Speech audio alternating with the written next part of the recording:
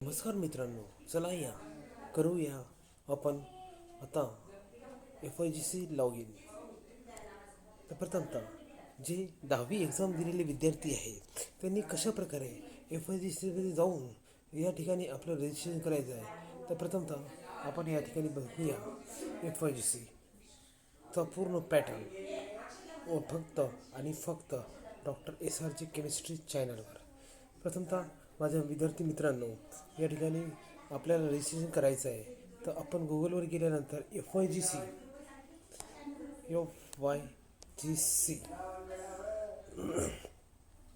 Click करणार. Click केल्यानंतर या ठिकाणी तुम्हाला विविध प्रकारचे साईट पाहायला मिळेल. नंतर FIGC admission in, logo, cut off list, log in, choose junior college, allotment list, हे कोणतेही खालचे जे ऑप्शन आहे हे चालू झालेले नाही आहे. त्यामुळे आता आपण फक्त आपल्याला FIGCadmission.com क्लिक करायचं आहे. तर करूया या ठिकाणी FIGC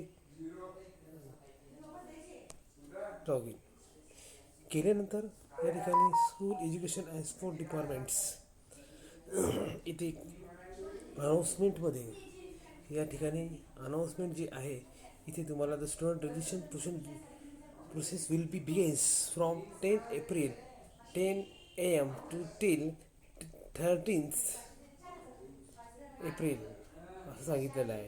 तर आपल्याला या ठिकाणी काही सूचनासुद्धा या ठिकाणी इथे FIGC दिलेल्या आहे. तर खाली तुम्ही हायलाईटमध्ये या सूचना या ठिकाणी बघू शकता. हायलाईटमध्ये गेल्यानंतर या ठिकाणी तुम्हाला स्टुडंटसाठी या ठिकाणी काही रेड कलरमध्ये काही सूचना दिलेल्या आहेत. The student registration process will be begin 10 April at 10 AM to 13 April 5 AM. खाली मराठीतही वाचू शकता. विद्यार्थी नोंदणी प्रक्रिया 10 एप्रिल रोजी सकाळी 10 वाजता सुरू होईल आणि 30 एप्रिल रोजी सायंकाळी 5 वाजता संपेल. तर विद्यार्थी मित्रांनो, आपण या ठिकाणी आपलं रजिस्ट्रेशन करायचं आहे. आपल्याला 2 प्रकारचे ऑप्शन या ठिकाणी देण्यात आलेले आहे. या दोनमध्ये एक स्टुडंट रजिस्ट्रेशन आणि दुसरं आहे लॉग इन.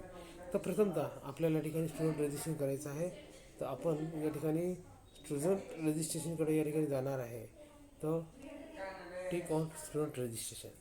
मी मागच्याही व्हिडिओमध्ये सांगितलं होतं की स्टुडंट रजिस्ट्रेशनमध्ये विद्यार्थ्यांनी काय करायला पाहिजे.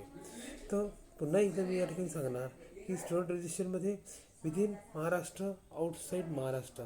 तर विदिन महाराष्ट्र म्हणजे जे विद्यार्थी या ठिकाणी महाराष्ट्र राज्यामधले आहेत त्यांनी या ठिकाणी या कॉलमला टिक करायचा. आणि जे बाहेरचे आहे, आता मला असं वाटतं की बऱ्याच वेळा बाहेरचे विद्यार्थी आपल्याकडे राहत नाही, जरी एकटा दुसरा विद्यार्थी असेल त्या ठिकाणी आउटसाईडमध्ये ठिकाणी त्यांनी क्लिक करायचं आहे. नंतर या ठिकाणी फ्रेशर जे आत्ता नुकते एक्झाम दिलेले आहेत त्यांना या ठिकाणी याला टिक करायचं आहे. ज्यांनी मागच्या वर्षी पास झाले पण त्यांनी पुन्हा या ठिकाणी यांना रिपीट करायचं असेल तर या ठिकाणी त्यांना रिपीट म्हणून या ठिकाणी ऑप्शन टिक करू शकता. आणि जे याच्या आधी पास झालेले आहेत त्या लोकांनी या ठिकाणी इथं टिक करू शकता.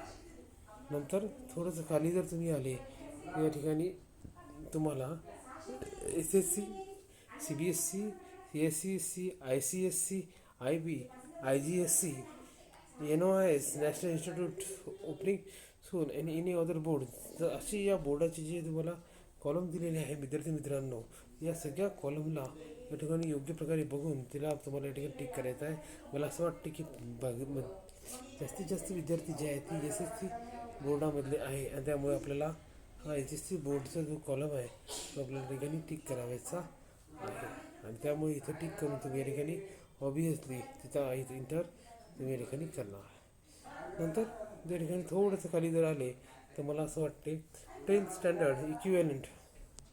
आता या ठिकाणी हे 10th स्टँडर्ड इक्विवॅलंटच्या ठिकाणी seat number, month of examination, कधी तुम्ही एक्झाम दिलेली आहे, year of examination, name of applicant या ठिकाणी याच्यामध्ये दिलेलं आहे, फर्स्ट, मिडल आणि last name, email ID, mobile number तुमच्यावाला, सिक्युरिटी क्वेश्चन, एखादा क्वेश्चन या ठिकाणी तुम्हाला सिक्युरिटी करायचा आहे त्याचा ह्याचासुद्धा द्यायचा आहे. त्याचं मला एखादं टीचर आवडते तर मग त्या टीचरबद्दल तुमचं नाव लिहायचं आहे. मग तो सिक्युरिटी क्वेश्चन तुमच्या कधी तुमचा ईमेल हरवला तर तुम्ही त्या ठिकाणी वापरू शकता. पासवर्ड आहे आणि कन्फर्मेशन पासवर्ड आहे का, पासवर्ड तयार करत आहे ज्यामध्ये तुम्हाला काही रोमन डिजिट घ्यायचे आहे, काही तुम्हाला आपले अल्फाबेट्स घ्यायचे आहेत आणि असं तयार करून या ठिकाणी तुमचं इथे या ठिकाणी रजिस्ट्रेशन तुम्हाला करून घेऊन द्यायचं आहे. आणि रजिस्ट्रेशन केल्यानंतर मग या ठिकाणी तुम्हाला जे आहे मागे यायचं आहे. आल्यानंतर मग तुम्ही लॉग इनमध्ये जाणार आणि लॉग इनमध्ये तुमचं जो काही पासवर्ड आलेला आहे तो इथं या ठिकाणी इंटर करणार. या ठिकाणी इंटर कॅप्चा जो कॅप्चा तुम्हाला दिला झालेला तो कॅप्चा तुम्ही इंटर करणार आणि नंतर लॉग इन झाल्यानंतर या ठिकाणी जे आहे तुम्ही या ठिकाणी त्या फॉर्म नंबर 1ला या ठिकाणी तुम्ही इंटर होणार. मग फॉर्म नंबर 1 नंतर तुम्ही या ठिकाणी जे आहे तुमचा फॉर्म नंबर 1 या ठिकाणी तुम्ही फिलअप करणार. समजले असेल तर या ठिकाणी दुसऱ्या फॉर्मकडे आपण जाऊया. धन्यवाद.